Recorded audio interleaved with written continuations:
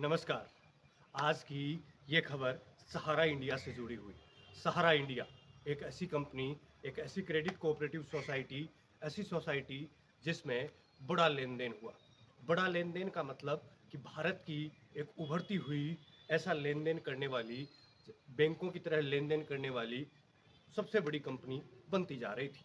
अक्सर credit cooperative सोसाइटियों को अपना पैसा कहीं भी निवेश करने की अनुमति होती है, लेकिन क्रेडिट कोऑपरेटिव सोसाइटियों को अनुमति तो होती है, लेकिन उनको वो सही तरीके से निवेश करें, ये जिम्मेदारी उस क्रेडिट कोऑपरेटिव सोसाइटी के मालिकों पर निर्भर करता है। जैसा कि आपने संजीवनी में देखा, आदर्श क्रेडिट कोऑपरेटिव सोसाइटी में देखा, संजीवनी क्रेडिट कोऑपरेटिव सोसाइटी में देखा, ये दो छोटे नाम हैं।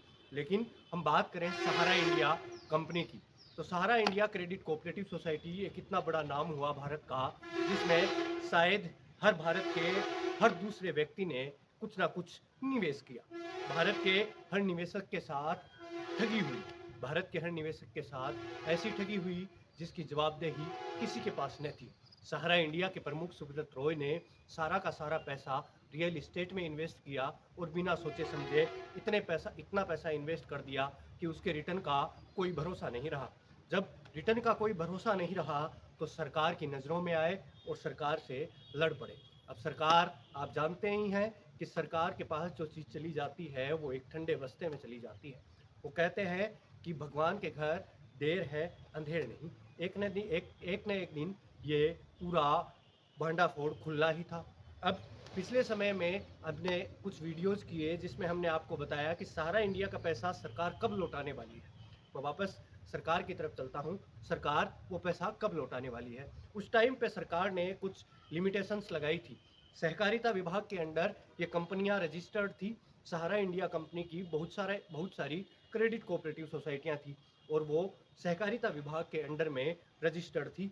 अब सहकारिता विभाग ने पिछले कुछ समय पहले फैसला दिया कि वो सहकारिता विभाग अपनी तरफ से जो पैसा सहारा इंडिया से उन्होंने रिकवर किया था, वो पैसा वो वो पैसा ग्राहकों को, निवेशकों को वापस से लौटाएंगे। और सहकारिता विभाग ने कहीं ना कहीं लौटाना भी शुरू किया।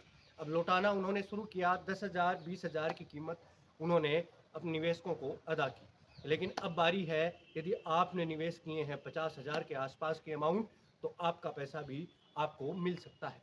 अब यदि आपने 50,000 तक कोई निवेश कर रखा है सहारा इंडिया क्रेडिट कोऑपरेटिव सोसाइटी में, तो अब आप एलिजिबल है। सहकारिता विभाग के पोर्टल पे जाकर आप अपना नाम वहाँ दर्ज करवा सकते हैं। सहकारिता विभाग पोर्टल में आप जाकर के वो पैसा, आप 50,000 तक की अमाउंट भी अब सहारा इंडिया से निकाल सकते हैं। लेकिन ये सारा प्रोसेस सरकारी तरीके से होता है, तो थोड़ा धीमा ज़रूर है। ये खबर हमें आप तक पहुंचाना ज़रूरी था, इसलिए हम आपके लिए ये खबर लेकर आए हैं। इस खबर का मोटिव ये है कि सहारा इंडिया में लाखों करोड़ों निवेशक हैं और वो देश की वो धुरी हैं, वो आम आदमी हैं जो इस देश भारत देश को पूरा चलाते हैं, और उन लोगों की मदद करना हमने अपना कर्तव्य समझा। तो इस वीडियो को ज़्यादा से ज़्यादा लोगों तक शेयर कीजिए, ताकि जिन लोगों के 50,000 तक रुपए अटके हुए हैं सहारा इंडिया क्रेडिट कोऑपरेटिव सोसाइटी में, या फिर कहूँ कि सहारा इंडिया में, सुब्रत रॉय की कंपनी में, तो वो अपने 50,000 तक अब अमाउंट अब सरकार ने देना शुरू कर दिया है। तो जाइए और अपना पैसा सहारा इंडिया से निकालिए। मैं हूं आपका दोस्त और होस्ट कपिल, और अभी मैं आपसे विदा लेता हूं। मिलते हैं एक नए वीडियो के साथ। तब तक के लिए आप बने रहिए द बम्बाट के साथ।